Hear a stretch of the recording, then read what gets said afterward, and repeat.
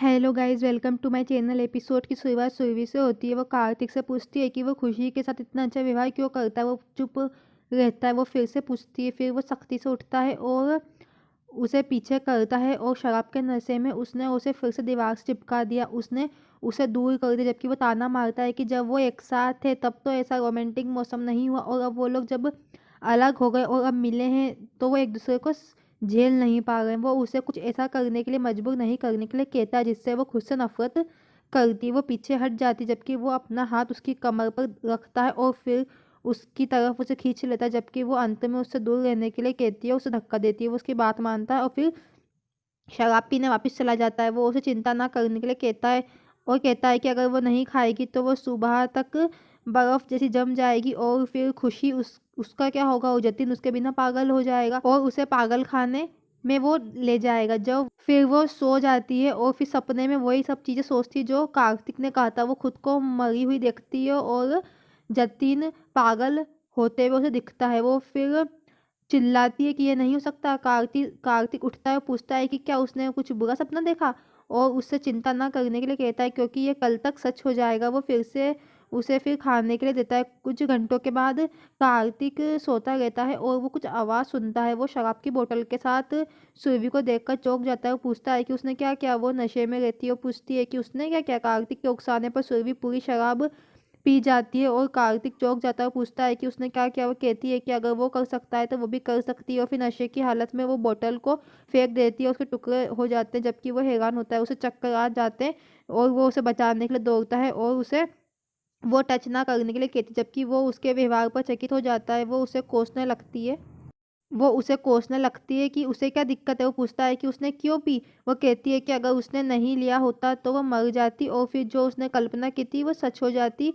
वो उसे पकड़ती और कहती है कि वो पागल है और वो आज उसे चंगा करेगी। और वो पूछता है कि वो क्या करने की प्लानिंग बना रही। जब वो लाठी उठाती है तो वो डर जाता है और कहता है कि वो आज उसे मार डालेगी। वो हताशा से भरा हुआ रहता है क्योंकि सुरभि उस पर कंट्रोल नहीं कर पाती और वो उसे मारने लगती है और उसे सीधा करने पर तुली हुई रहती है। वो नशे की हालत में वो लोग लड़ते झगड़ते और नाचने लगते हैं और अंत में वो फर्श पर गिर जाती है और वो उसके ऊपर गिर जाता है।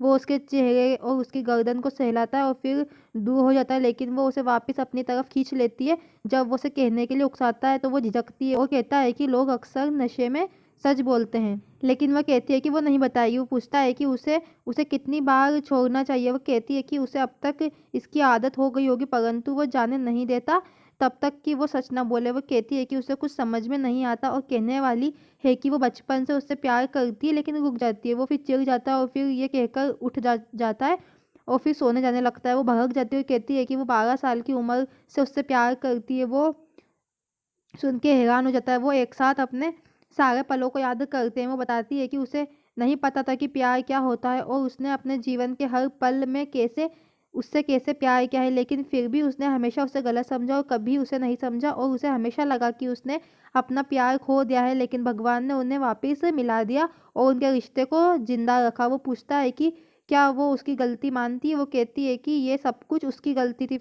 फिर वो उसके पास आता है। वो फिर उसका चेहरा कसकर पकड़ लेती है और पूछती है कि उसको क्यों लगता है कि उसके और जतिन के बीच में कुछ है, और कहती है कि वो खुशी के नाम की कसम खाती है कि उसके और जतिन के बीच कुछ भी नहीं है और ना ही कभी होगा।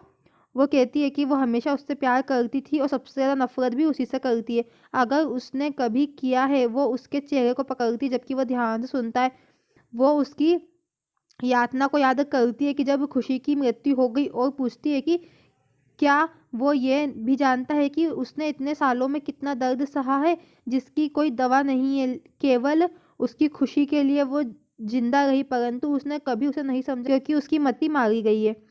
फिर ताई गुस्से में रहती है क्योंकि उसको बहुत भूख लगती है, और वो जैसी भूख का बोलती है इतने में गेट पे कोई आता है। वो चिढ़ जाती है और दूर जाने के लिए उन पर कहती है। उसे पता चलता है कि वहाँ पे रिया और प्यारे हैं। वो दरवाज़ा खोलते हुए पूछती है कि वो यहाँ किस लिए आए हैं। वो चुपके से उसके लिए खाना लाते हैं।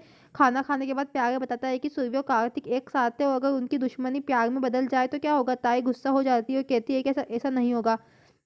बाद में डाइनिंग टेबल पर लता सबके सामने ताई से माफी मांगती है। वो ताई को खाने के लिए कहती है ताकि दूसरे भी खा सके। ताई गुस्से में है कि वो कैसे खाएगी। ताई बैठती है और डकार लेती है और सब चक्कर जाते हैं। वो कहती है कि उसे गैस हो गई भूखे पेट। बिंदु कहती है कि वो जानती है कि वो भूखा नहीं रह सकती।